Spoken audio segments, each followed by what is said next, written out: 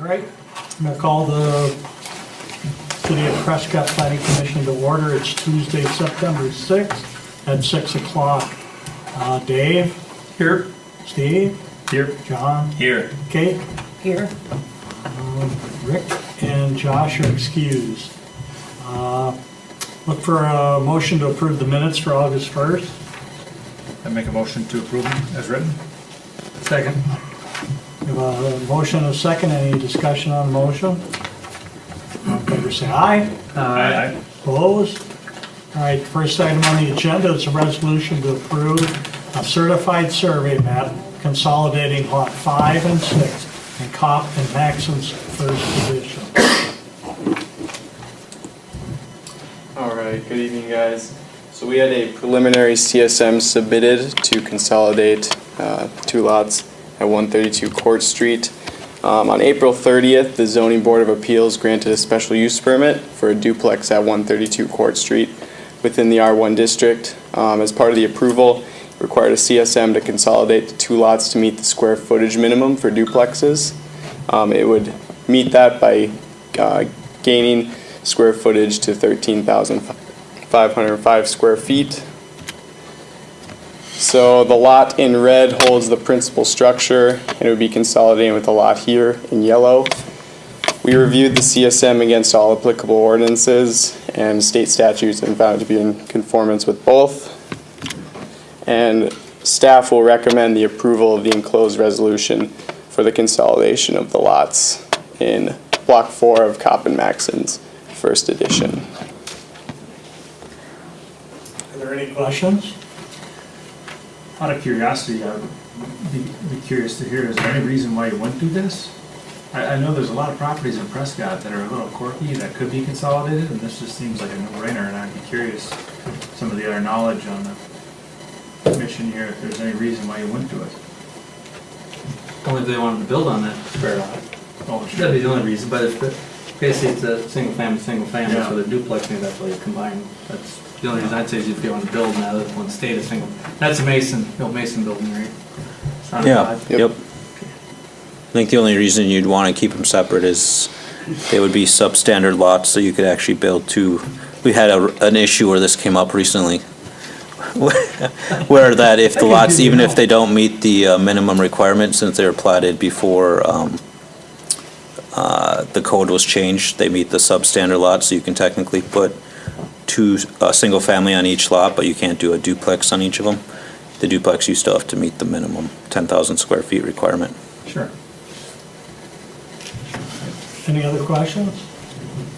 Motion to approve resolution number 22, to combine lots 5 and 6 in the Kopp and Maxon first edition. Second? Okay, we have a motion and a second to approve resolution approving certified survey map consolidating lot 5 and 6 of Kopp and Maxon's first edition. Any discussion on the motion? If not, all in favor say aye. Aye. Opposed? All right, thank you. Next item on the agenda is Cedar Core proposal, comprehensive plan amendment, transportation chapter. Thank you, Mayor and Planning Commission members. Last meeting, we had a discussion regarding the current comprehensive plan and the proposed route for the bypass that was going through the current Great Rivers additions that were being proposed. Recently came up as we were exploring options for the third edition and adding those homes out there. So we did explore alternate routes. I know one of the routes we discussed at the last commission meeting. We worked with Cedar Corporation to examine the proposed bypass route in accordance with the comp plan transportation chapter. One thing that we should keep a note, there is a proposed route in here, and I'll turn it over to Cedar Corporation. We have Greg and Josh are both with Cedar Corporation here tonight to talk more about this, but this is in no way, shape, or form of what we were saying locks us in. What's before you tonight is just the amendment to change the comprehensive plan, and through that process then we'll be working out the specific route. However, with that being said, that is one of the things, we're just showing a potential route so you have some ideas, and then a cost estimate was also put together. So the current route, which is currently within our comprehensive plan, is shown in the map on the screen. This currently would connect from Highway 29 all the way down to Highway 35. The portion that is officially mapped per our official map for the city is going from US Highway 10 north to Highway 29, and that runs through our current business park that we purchased recently, the former Sears property. The area south of that is not officially mapped, so that is still something that we could work through as part of this as well. So we looked at 3 different routes. They each had some strengths and weaknesses. Working with Cedar Corporation, first off, Route 1 has the most sufficient in terms of serving the connector, in terms of its proximity to the old route. Option 3, it actually, a big portion of it, about half of it, is so far away, it's further away than our extraterritorial zoning rights, so we wouldn't actually be able to officially map that as part of our ability per Wisconsin state statute. And then option 2 is another route that is something that could be considered. I can't remember if there was what exactly were the benefits or negatives of that one, but option 1 ultimately was the one that we thought council or planning commission discussed the most last meeting. So that's the one that's currently being proposed as part of this comprehensive plan amendment. So I'll turn it over to Greg with Cedar Corporation to kind of talk about the route and then just give you an update or an overview of the cost of what they think it would be.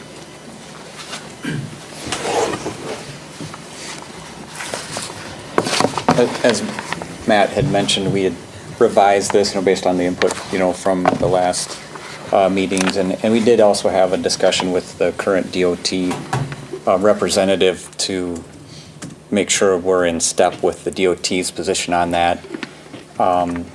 They felt that having looked at the connector, the old connector that's currently in place, that proposed route, under their current regime, they don't see where the DOT could adopt that, where that is about 3 or 4 times longer than their current Highway 35 route, which gets to the bridge crossing. So that really made this become more of a local road rather than the large bypass scenario that was talked about. So this is a local road, a 2-lane road, and we felt that coming off of Hollister and finding that connection into the eastern part of the city and then also up near Highway 10 was kind of the goal there. And as Matt had said, we're not approving this route, in its exact format, but the concept of a new route in lieu of the other route that was selected about 20 years ago is really what we're looking at. I did do an estimate similar to the same kind of strategy with that previously discussed route. We looked for crossings which would be more conducive to large culverts and maybe large twin cell box culverts without bridges to save a lot of money. So we're looking at the smaller ravines, and that there was quite a bit of cost savings there. The total rounded up with a contingency and engineering fees would be about $4.4 million, slightly in excess of that. As a comparison, though, this is 10,700 linear feet of road, and you can see on the lighter shaded areas are more like flatter fields, which would probably be more developable property.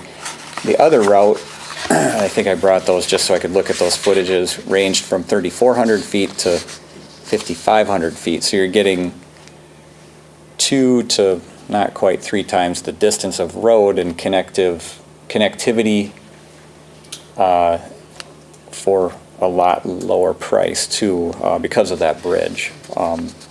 The other estimates were 11 million to 16 million. So it seems more in step with the connectivity off of Hollister. It does kind of line up with the street, I think it's Pine Street, off of south of the school.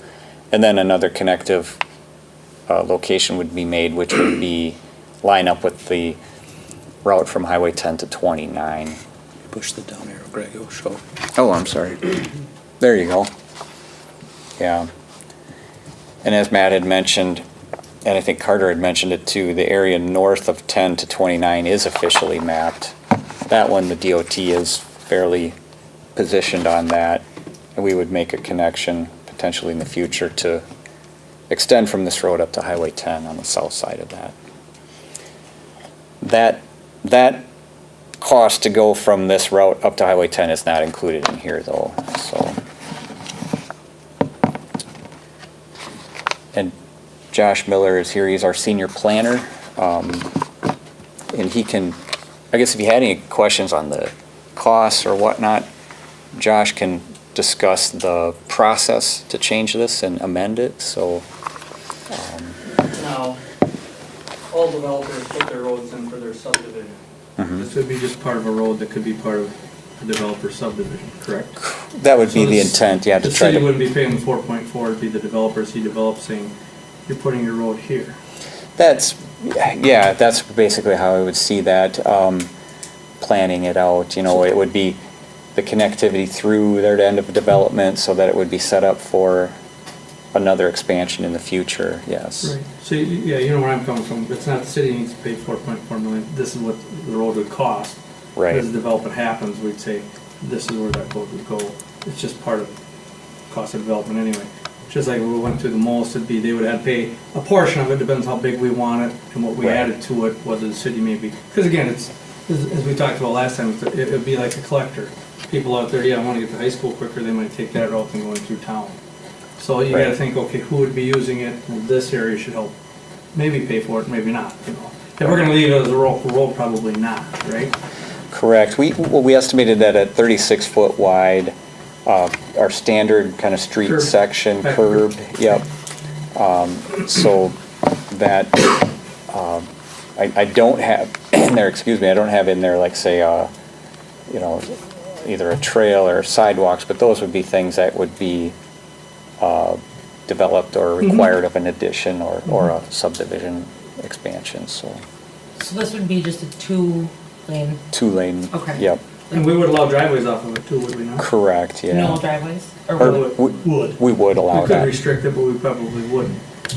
Correct, yeah, I think it would be more like things like other adjacent intersections or other roads which would come in, yeah, we'd like to line them up, but, looking at the traffic counts, you know, off of, there, it's not going to be pulling off of Highway, 35.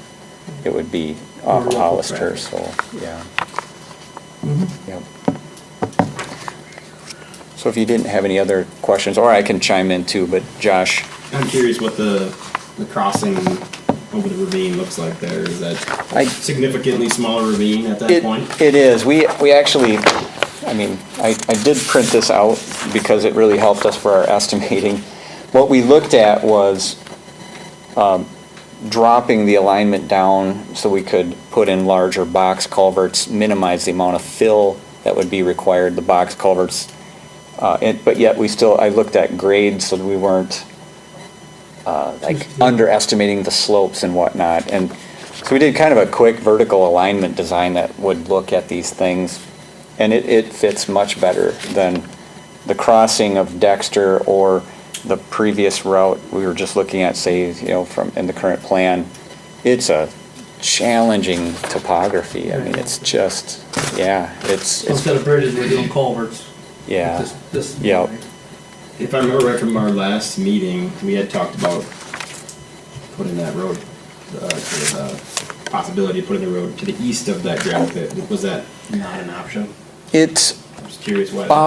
well, what we were looking at, and we talked about this, I think internally, we felt though that maybe getting back to is it Pine Street, correct? That heads out here to just south of the Right. school. Goes all past school. Yeah, we felt that that would be a nice connector that would keep us off of Highway 10, maybe get into that east side of the city. No, I like it. I'm So- curious if that It was. doesn't mean, like you're asking though, eventually it might go that route. It might, Depends how yeah, development goes. exactly. Oh, sure. Yep. Okay.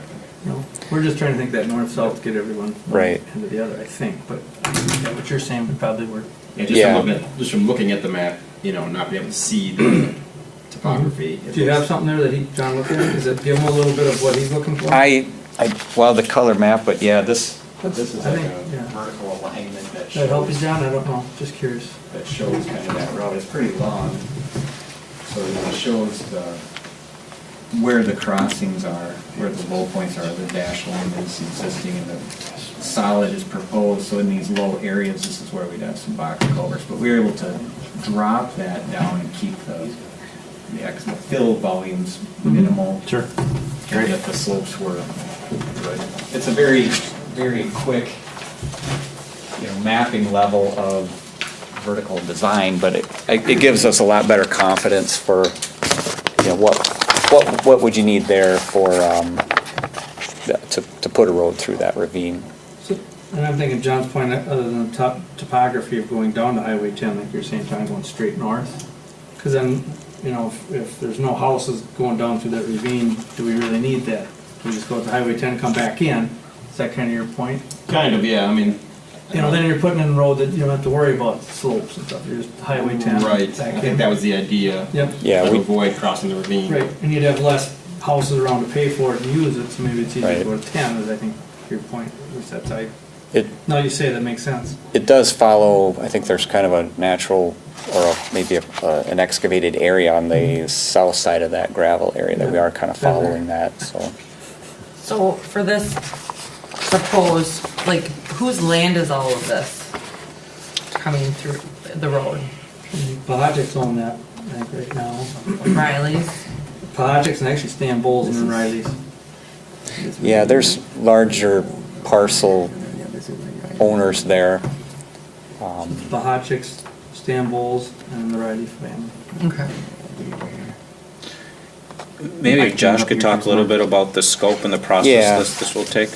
Sure. Just because this is just the amendment proposal tonight before you, so there still would be more, this would come back before the planning commission at least a couple more times, I believe. Yeah, good evening. My name is Josh Miller. I'm a senior planner with Cedar Corporation. Really, in what we've talked about is two things, is the comprehensive plan and then the official map. And those are two tools that the city has to protect areas for future development, or from future development with transportation corridors. So really all you have right now for this area is, it's in your comp plan, you've got that corridor. At a later date, if you were serious about protecting it and making sure you knew where the road could go, you would amend your official map, and then any subdivisions that take place along that area, the city could acquire that land and reserve it for future right-of-way. If it's part of your comp plan, you should still look at that as part of an approval process with a certified survey map or a subdivision, but you don't get to just acquire that land by right. It has to be part of your official map. Basically what we're proposing is a simple amendment, just changing that corridor, and that corridor could look exactly like Greg has. It could be more conceptual or higher level, so it's wider, and you just say, well, this is a general area that we want to look at in more detail later. Gives you more flexibility, so you're not just tied to say a 100-foot right-of-way and this is where the road has to go. We haven't done that level of planning yet, so we could make it more high level. The first thing is to look at your public participation plan. The last adopted comp plan was in 2016, and so maybe we'd have to go back and look at what was adopted at that time. But we probably don't want to go through a whole community survey and open houses and things like that if that was in there. So we would look to update that public participation plan and just focus on, probably just need to do a public hearing and focus on that. And we can put other things in there that are permissive but not required. So we just do the basics, the minimums that the statute requires.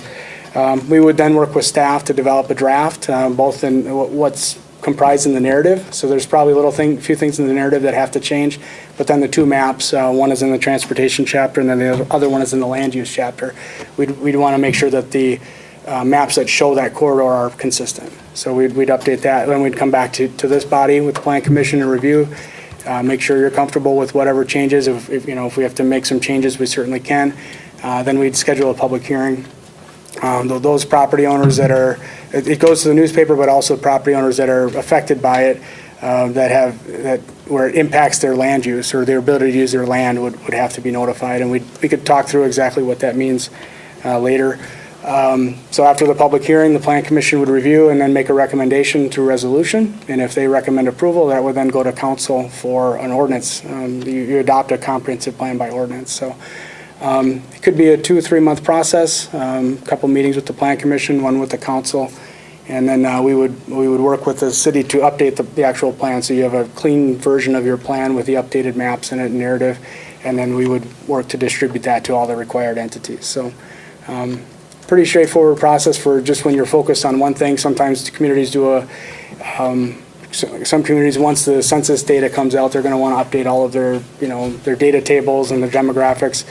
Unfortunately, we don't know when the census data is going to come out yet, so we can't quite do that yet. But so this is like I said, probably a 2 to 3 month process, and that is not a set map necessarily or set route, but we'll work with you on what you want for your future route. Do you have any questions for him? I forget if it was asked last meeting when this topic was talked about. The original plan included a massive bridge, and there was no way we were gonna trench it out that it didn't require that bridge, was there? Right, I mean, it's stone edge, cliffs and. The coulee that So, if you looked across from one side of the ravine to the other, the elevation, the depth to the ravine was, to keep a bridge at a minimum slope, or a maximum slope that you would allow, it was Sure. almost 100 feet, and that's what creates so much length. Yeah. Earthwork to try to lower all that ground would be extensive, and you would Yeah. be changing so much hydrology, and the cost to excavate that much rock, it would just be massive. Sure. I mean, you go to River Falls and you go on their bypass and they've got half a mountain carved out. I just didn't know if that was ever talked about. Because I just hate to, I like the new map. I really do. But we kick the can out further and further, and these people, are not going to be happy either. They'll be out here and we'll move it out again east, and so. But the new map is good. Here's the difference, though, I would tell you, from what I've learned, and as a planning commission, I know, number one, to put that bridge in instead of a 100-foot right away, we'd have needed 200 just because of the excavation, is what I learned from Cedar Corp, number one. Number two, you can say these people won't be happy. The difference is, we were originally gonna have it as a bypass by the state, so we were gonna have to do 4 lanes and no driveways. Yeah. You go out here, those people are gonna put in a road no matter what, and we're gonna let them have driveways on it. So it's not like, oh, you're taking my property. No, you're gonna put a road in. Right. We're just telling you we want it somewhere within this range, so we're not going another 3 miles up, somewhere within this range of your development. That was one of the options on the original concept, was 1, 2, or 3, and then. But I the bridge thought would put it way out yeah, there, that's why. Yeah, I thought the bypass, 4-lane bypass wasn't necessary from the beginning, but, I don't agree, but they'll have an opinion. They don't Right. agree with me neither, but you know what I mean? You live on Jefferson Street and you'll say, yes, I would love that bypass. Well, just the because 4 I don't lane. have to have semis and all these cars going all day long down Jefferson Street. yeah. Sure, but 4 lanes, I mean, 35 is a 2-lane, 10 is a 2-lane, 29 is a 2-lane, At this time, Sure, everything's 2 lanes when they start out. Highway 10's 4 lanes, but it's only 2 on that side of town. sure. They're planning that someday, we'll be busy enough it'll be 4 lanes. Now 35, couldn't tell you, but I don't know, DOT, they'd like to have that chance to expand is kind of what I got when we talked to DOT back then, Sure. so. Okay, this is my first Yep, meeting. yep. So how does that work for like the landowners then? So that's just, and that's my question, like for these landowners that will be affected by that. Do you guys just go in and talk to them, or? Yeah, that's part of the notification process. Matt had asked me before the meeting, who would get notified, and we'd have to look at, where this route really goes and what property owners are affected, and we would send them a notice, and they'd be part of that process. They'd come to the public hearing. If we wanted to do more outreach, there's something we could look at with staff, and if, you can do a door-to-door thing. I don't know how many property owners are impacted. It could be a few because you're out in the country, and it could be everybody's got 40 acres. It may only be a handful of people. It could be a lot more. But again, this is a conceptual thing, and that's really what we'd want to get across to the public is we have to be able to plan for the connectivity, and this is within your purview to plan within that extraterritorial area. And I think we'd work with whoever, if there's concerns, we'd hear them out, and then you have to make a decision. I think what you're wondering though is, and this is a corridor being planned in the comprehensive plan. It wouldn't be a road being put in now. This would be if that in the landowner is future. going to develop that land Okay. into homes. And without the corridor as a goal or planning directive, you would just see, you know, cul-de-sacs which would just end and it would be disconnected. You wouldn't have the connectivity, and that's really what the, So that's primarily what we're trying to achieve. The mo- Making sure. and your regulatory tool will really be the official map. The next step is to amend the official map if you wanted to, if you had a specific route and you wanted to make sure that was protected and you were able to get that land as it gets subdivided. That's really your best tool for that process. And then there's no through, you know. Yeah, you end up getting landlocked and you can't get from A to B because there's houses or developed Like land. they say, that if they meet the code and the cul-de-sacs meet everything, but it doesn't go all the way through. Right. And if we don't have it on a map saying, no, we want you to at least get something to the next development. Yep. Then, you know, they could fight that. Where here you say, no, this is our plan. This is what we'd like to see. We need that flow through the city. And doesn't necessarily mean that's what we're doing right now. Well, and they can move it maybe 50 feet one way or the other, 100, just depends on how they lay it out, but we still want something to go through to get to the north end. Gotcha. Any other questions? Okay, thank you. Thank you. Thanks. So then we have a confirmation of client request for services between Cedar Core and the city of Prescott. I recommend the council approve moving forward with this confirmation to do that, the work that we want for this corridor move or whatever you want to call it. So we gotta make a motion for that? We gotta make a motion for So that? we just recommend the council, we don't get to approve it, we recommend the council approve it. So I made that motion. I'll second. All those in favor say aye. Aye. Opposed? All right. So is there any other business? Motion to adjourn? Second. All those in favor say aye. Aye. All right, we are adjourned. Thank you, everyone. We could do that, right?